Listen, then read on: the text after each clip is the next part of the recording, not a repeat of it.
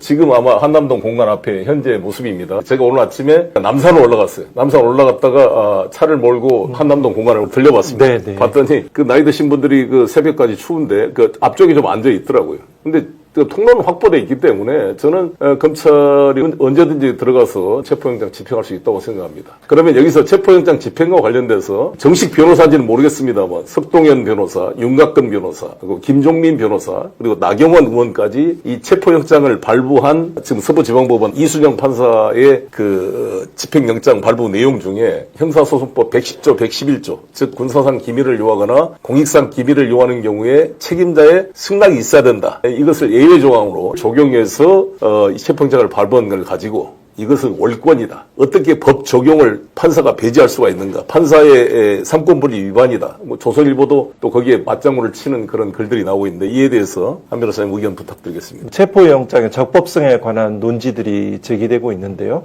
이제 이 보도를 통해서 보면은 그 윤석열 피의자의 변호인 측에서 의견서를 제출하였다라고 그런 대목이 있습니다. 그 의견서의 내용은 제가 보지는 못했지만 필경 그 당시에 그 압수수색 에 대해서 그 반대했던 논거로 이 형사소송법 110조, 111조 군사상 비밀과 공무상 비밀이 있는 장소에서는 책임자의 승낙을 받아야 된다는 조항이 법적 근거인데 그 주장이 아마 반드시 포함되어 있었을 것으로 보입니다. 그렇기 때문에 그 체포영장을 담당하는 영장전담 판사가 고심 끝에 그 부분에 대해서도 그 답변을 해준 것이다. 이렇게 보는 것이 자연스럽고 합리적입니다. 그렇습니다. 지금까지 사실상 이 국수본이 한번 압수수색을 청구했습니다. 영장을 받아서 시도를 했는데 이 형사소송법 110조, 111조의 근거를 가지고 경호처에서 이것을 거부를 했단 말이에요. 그러니까 이번에도 분명히 체포영장 플러스 압수수색영장을 같이 발부 청구를 하다 보니까 당연히 윤석열 측 변호인들은 110조, 111조를 가지고 이 영장 발부 기각을 요청했을 것이고 판사님 입장에서는 당연히 그쪽 주장하는 거에 대한 판단을 해서 적시한 건데 이걸 가지고 무슨 삼권분리 위반이라고 말하는 것 자체는 너무 오버인 것 같습니다. 그리고 기본적으로 이제 그 법리에 대한 여러 가지 치열한 고민들을 했을 것 같고요. 또 특히 판사들의 업무 패턴 중에 하나가 일종의 그 판사의 결정, 그 판결의 주문들은 그 집행에 해석상의 논란을 불러일으키지 않게 원활한 집행을 염두에 두고 결정문이 나갑니다. 저는 오히려 굉장히 잘된 체포영장이라고 이렇게 생각이 됩니다. 보통 이제 뭐 여든 야든 정도의 차이는 있습니다만 저는 좀 더 심한 게 보수 쪽이 아닌가 생각이 들거든요. 왜냐하면 맞습니다. 뭐 판결이 나면 항상 고향 따지고 우리법 연구에 따지고 사상 검증을 하고 조선일보도 단골로 그렇게 이야기를 합니다. 저는 나경원 의원까지 판사 출신이던 분이 이 우리법 연구를 지적하면서 이번에 이순영 판사에 대해서 판사 쇼핑을 한 게 아니냐. 왜 중앙지법에 영장 청구를 하냐고 서부지법에 했냐. 이런 지적까지 하고 있는데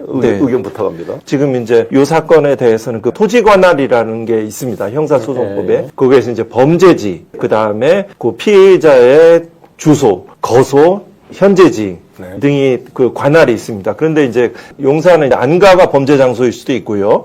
또 거기에 대해서 현재 그 피의자가 소재하고 있는 장소이고 그래서 그 용산구의 그 토지 관할은 서부지방법원에 있습니다. 아, 그렇기 때문에 관할이 있는 곳에 적법하게 영장 청구를 한 것입니다. 그래서 그렇게까지 참 안타까운 생각이 드는데 그리고 특히 이제 김종민 변호사는 이 이제 체포영장을 집행하는 데 있어서 경찰 기동대의 도움을 받는다 그러니까 수사 지휘 권한이 없는 공수처가 뭘 이걸 한다는 것이냐 이런 지적을 하고 있습니다. 이에 대해서 의견 부탁드리겠습니다. 기본적으로 검찰 출신들은 이제 공수처에 대한 약간의 폄훼, 비하하고자 하는 처음에 이제 단순한 경쟁의 그 권력기관 상호 간의 어떤 견제와 그 균형을 통한 적정한 검찰권 행사라는 취지와 다르게 공수처를 굉장히 좀 부정적인 시각에서 그 출범 자체를 부정적으로 인식하는 사고가 깔려 있는 것 같고요. 그다음 기본적으로 공처법은 모든 어떤 조직과 직무 병의에 대해서 개괄적인 골격들을 규정하고 있을 뿐이고 거기에 대해서 이 공수처법에 규정되지 않은 사항은 검찰청법과 형사소송법을 준용하도록 되어 있습니다. 그렇기 때문에 그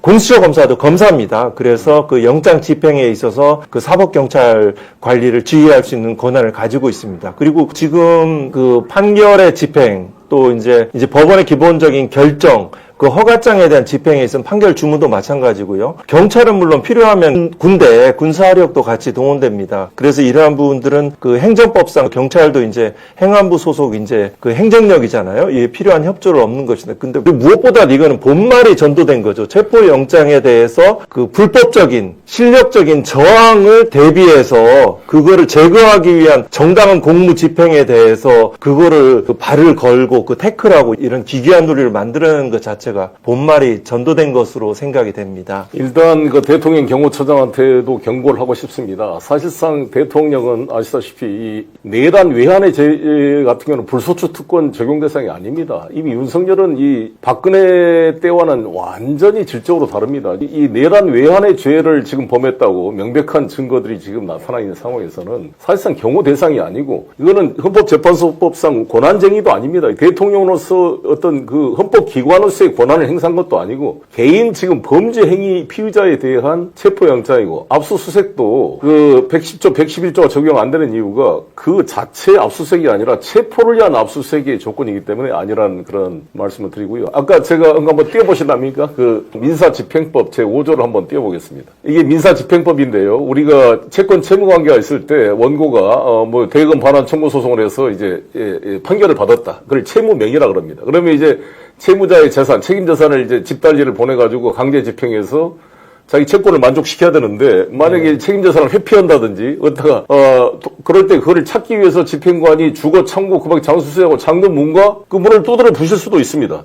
기구를 여는 등 적절한 조치를 할 수가 있고 이 항을 보면 제1항의 경우에 저항을 받으면 집행관은 경찰 또는 국군의 원조를 요청할 수 있다 이렇게 돼 있어요. 네, 맞습니다. 그 집행권한에 따라서 집행할 때 이제 국군의 원조까지 이제 요청할 아니 수 그러니까 있습니다. 민사상 채권 채무가 이 판결을 가지고 자신의 채권 집행을 위해 만족을 위해서 채무자가 가지고 있는 재산을 압류해서 저기 군대까지 동원할 수 있게 돼 있는데 하물며 이 내란의 죄를 범한 피의자를 체포하는데 저는 이 경찰 동원뿐만 아니라 이 수방사, 특전사 지금까지 내란죄의 그러한 불명예를 벗으려면 수방사 다 동원해가지고 완전히 이 경호처 이 직원들 전부 무장 해제시키고 저항하면은 특수공무집행방해로 전부 다 입건시켜서 사법 처리한다고 생각합니다. 네, 이거를 하지 않으면 앞으로 어떻게 법질서가 유지되겠어요? 대통령부터 체포영장 거부하는데 무슨 그동안 검찰 여러분, 경찰 누가 피의자 소환하면 나오겠습니까 앞으로? 네, 맞습니다. 그 영장 내지는 확정된 판결에 대해서 그 집행이 이루어지지 않는다면 그건 법치국가가 아니라고 이렇게 말해도 지나친 말이 아닙니다. 말씀하신 대로 법질서, 법치의 핵심입니다. 최상목 그 대행에 대해서 좀 말씀을 나누겠습니다. 이번에 헌법재판관 3명을 임명하면서 2명만 임명하고 1명은 여야 합의를 해라라고 마은혁 그 후보자를 빼버렸는데 그건 헌법 위반이라고 생각이 들고 우리 헌법 111조 제2항에 따르면 헌법재판관은 구인 중에 3명 국회가 선출한 자를 임명한다 이렇게 돼 있어요. 맞습니다. 그건 아주 요식행위잖아요. 맞습니다. 대통령 권한도 아니고. 네네. 이건 그냥 절차적 규정인데. 네, 맞습니다. 그래서 이제 헌법재판소의 구성원에 대해서 대통령이 그 경우에 따라서 4명, 5명, 6명에 대해 실질적으로 행사할 수 있어서 그래서 아마 그 국회의장이 권한쟁의 그 심판을 청구한다라고 보고 아마 그 머지않아 또 한 명도 추가적으로 이렇게 헌법재판소 결정이 따를 것 같습니다. 헌법 최고의 그 법 해석 기관인 그 대법원 또 헌법재판소의 결정은 존중돼야 됩니다. 그건 뭐 추가되리라고 봅니다. 그렇습니다. 신속하게 진행될 겁니다. 저는 최상목 대행이 이걸 알아야 된다고 보는데 우리 헌법 111조가 헌법재판관 9명을 구성하는 원칙으로 대법원장이 지명하는 3인, 국회가 선출한 3인, 뭐 대통령 자신의 권한 3인입니다. 이 3인이 대통령 목 3인이라면 이해할 수도 있어요. 그러나 이거는 국회 몫으로 여야가 이미 사전에 합의가 돼서 절차를 거쳐 선출한 3명을 1명을 빼고 2명만 임명한다? 그러면 사실상 대통령이 자기 목도 아닌 국회 목까지 실질적 임명 권한을 행사해버린 건데 그러면 3권이 균형 3대 3대 3으로 중립적인 헌법재판소를 만들고자 하는 헌법적 결단을 위반한 거 아닙니까? 네, 맞습니다. 사실상 대통령이 모든 권한을 다 갖는 꼴이 되는 건데 네, 맞습니다. 있을 수 없는 저는 헌법 위반이라고 봅니다. 근데 더 기가 막힌 것은 이 2명 임명했다고 지금 정지석 비서실장을 비롯해서 최상목 대행을 핍박하면서 사표를 냈고 또 거기에 국무회의 참여했던 뭐 김문수 노동부 장관, 그다음에 김태규, 뭐 방통위 부위원장이 판사 출신 아닙니까? 네네네. 좀 뭐 특이한 존재. 이런 분들이 최상목 대행을 핍박하면서 왜 국무회의에 안건도 없이 혼자 했냐는데 여러분 그 헌법책을 보세요. 국무회의 안건에 들어있지가 않습니다. 헌법 규정에 국무회의 안건은 나와 있지가 않아요. 하나도. 나는 이해할 수가 없는데 이걸 가지고 핍박을 했다 그래서 정말 이 가관이다 이런 생각이 드는데.